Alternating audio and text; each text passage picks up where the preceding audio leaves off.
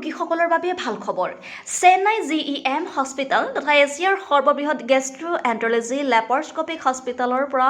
অহা 11 তাৰিখে বিলাসীপুৰত আহি আছে doctor R Niranjan MS MCH DMAS FMAS গেষ্ট্ৰোএন্টাৰলজি লেপাৰস্কপিক আৰু ৰবটিক সাৰ্জন